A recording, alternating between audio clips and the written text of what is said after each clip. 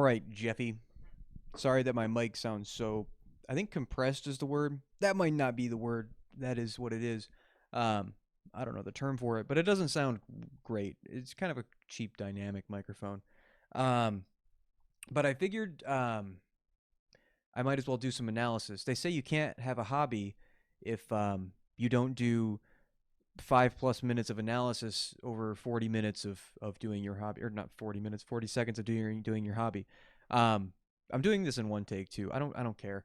I'm not gonna edit anything. I honestly don't care. I said, I did a first take, and I said I wasn't gonna do another take, but I couldn't remember what it was, so I wrote a script so I could kind of get my point across. Um, I did play this to a metronome. I think there was one part where I was slightly off of the time, but it's 10 p.m. and I think sometimes you just gotta say good enough. That's probably what the greats did, anyways, right? BB King, that's good enough. Motherfucker can't see, no eyes, looking motherfucker. Um, all right, so, um, wow, I said all right as if we can get into it, but I've been talking for a minute and haven't said anything. Um, so you said play four measures or write four measures, and I assumed what you meant by that was write four complete musical phrases using the chord progression that you gave me. Um, but technically, a measure is just if it's in 4/4, a measure is just the four quarter notes, and technically there are 16 quarter notes in this if you're looking at it at 60 BPM. But I extended the musical phrases to be, instead of on the quarter notes, make them a half note long. I kind of like that more. I know it's all personal preference or whatever, but I felt like it gave me some more freedom to kind of play around with it, so that's what I did. Um, and so instead of having like a leading phrases and then two middle phrases and like an ending phrase that kind of resolves it, I just kind of had a leading phrase that didn't resolve all that well. It resolves on it ends on the second of this key, and so I figured that was fine or whatever. So it starts the first kind of movement through the musical phrase is you just start on D, but it's a relatively high bass on the D, um, and you play the D on the melody. The melody starts on a D, and so it goes D and then a C sharp. And I wrote it. It didn't kind of come out on purpose, but I wrote it so that the D and the C are spread out, and the C doesn't fall directly on the beat. It falls kind of off of the beat. I think it's actually like 4/16 notes. The four, if you played it in like a 16th note in the quarter note or whatever, it was on the fourth of. It was like on the 4/16 note. So really right before that second beat hits, or the third beat or whatever. Who cares? And so I kind of got the idea that was like, because it was so spread out and there was so much dissonance going from that D to the C sharp, that it felt very anxious. You don't really know where you're going, but the assumption is that it's not a good place because you're going from the tonic to the leading tone. And I was like, all right, I can kind of play around with that. What the fuck was I just doing here, man? Oh, this is gonna be bad. Um, and so from there, I play an A in the bass. So I drop the bass a perfect fourth, and then just slide a G up to an A. So as I play that A bass, I just do a quick slide from the G to the A. So it kind of fits that D sus4 moniker that you gave me. Is moniker the right word? I'm using words that I don't even know what they fucking mean. I should do a third take. I'm not, but I should. And I know you said D sus4, but I thought it was kind of interesting with that C sharp note. So we'll call it extra credit. I slid an extra note in there, and I do that a lot throughout it. I just thought it was more interesting to do that. And so from there, we move on to the G, and it's interesting. I actually do a B as the bass and play like a D harmonic, that high harmonic note, and then I hammer on the F sharp to like harmonize it, and I tap the body with my thumb at the same time, and then I play a G in a harmonic too. So there you have B, D, F sharp, and G all kind of played together. And I actually did that on purpose because the beginning was so kind of spread out and desolate, and you can't really tell. You don't even know what like the tempo is because it doesn't even fall on like the beat. I was like, all right, let's play this G like you told me to, but I kind of want to mask it as like a B minor. So you have the B in the bass, you have the D in the harmonic, and then you hammer on the F sharp in like the middle register for the harmony. And I was like, all right, but we have to make sure that we know that it's G major, but it has this kind of like, it felt like it kind of like, because I played it in triplets at that point, the whole G kind of like there's two beats that are on G. I think it's all triplets. I think the G and the A are all triplets. It almost feels like because you're going from like slow, spread out melancholy to these like really strict triplets, or I shouldn't say strict, but you know what I mean. These heavily cadenced triplets. It feels like very domineering. So you go from like lost, kind of bad intentions to like obviously it's G that I try to mask as B minor, and it's very like hmm hmm hmm hmm hmm hmm hmm. Um, it feels just very like regimented in almost like a maybe like a militaristic way. I thought that's like the impression that I got from it. Um, and so from that, you just do a G power chord with your plucking hand on the fifth fret to get like to really hammer home that we're in G. It's the G power chord, and then you just I hammered on an F sharp and then a D, so it would just be like G major 7, um, yeah, G major 7, and so I added the F sharp obviously, but I wanted your opinion. It's been 6 minutes. I am sorry, but I'm gonna keep going. I'm gonna keep pushing through.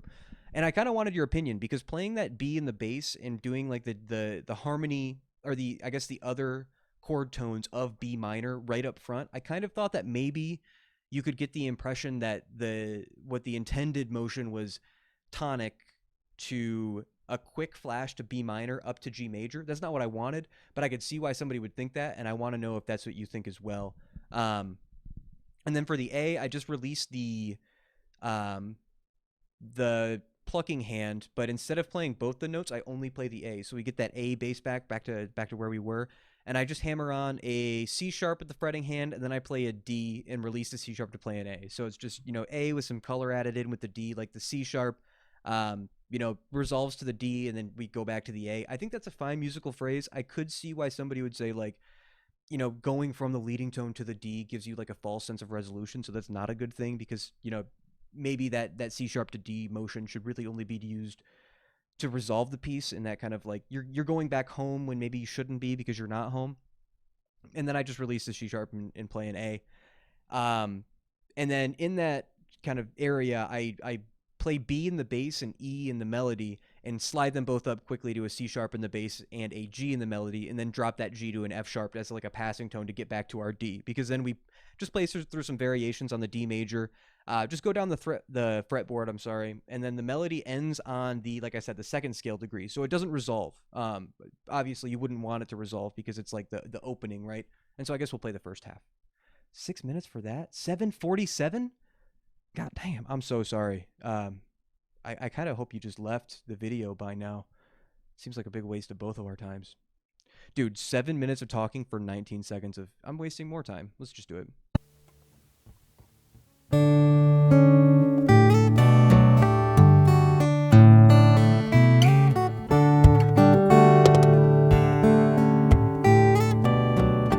Whoops. Played past that. Um, we'll go back. Who cares? We already wasted so much fucking time already. All right. And so the second section, it starts on the D again. It's basically the same concept, but you'll notice that I'm playing like some bass drum tapping on the quarter note because we're no longer in that desolate space that we started. It's still kind of like I think that the C sharp kind of makes it high anxiety, but it's like it's one of those things where it's like, okay, you have the repetition of the D C sharp kind of thing. And so repetition is good, but also like you're kind of in this anxious space. So I was like, fuck it, we'll just do the same thing. Um, yeah, but it's like the same concept. Like I said, I do the bass drum on the quarter note to show that we're in time, so there's less. It feels less desolate, I guess. We actually know what time we're in now, so I figured it's important to play some percussion just to keep us like, oh, yep, we're in time here, as best as I can be.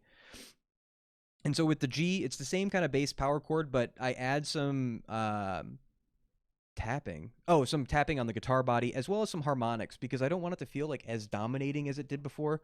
So I think just doing the G power chord, the harmonic, and the guitar tap kind of lightens it up a bit. It doesn't feel as like as much as like a military marching cadence. That's really what I thought it was when I played those triplets in the first section. It felt like a military marching cadence, going from that like kind of not free form but like desolate, lost, not sure where we are to instantly like into triplets. It felt kind of it felt like it moves too quickly almost into that spot. I think if I were to extend this out, I would kind of build up to that rather than just go right into it. But I don't care.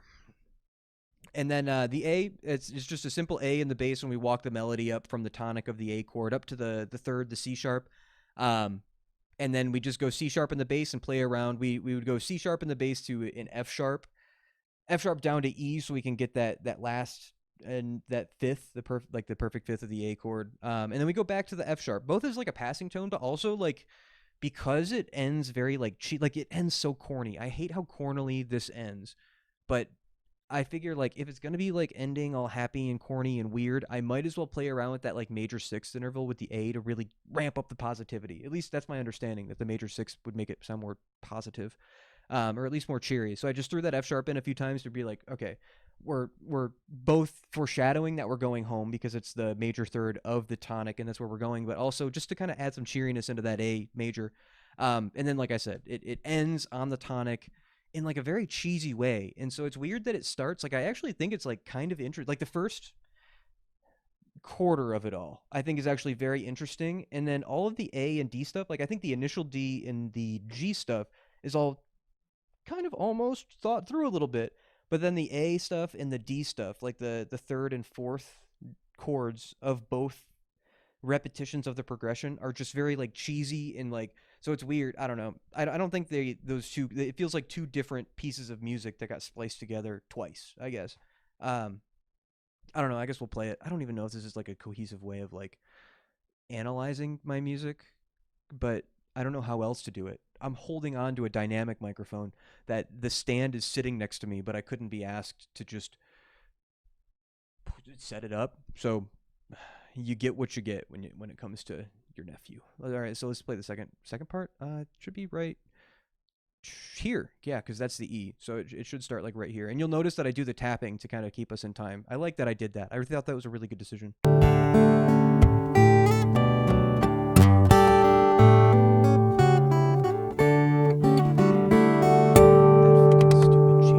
End, and then I do some tapping just to kind of end it.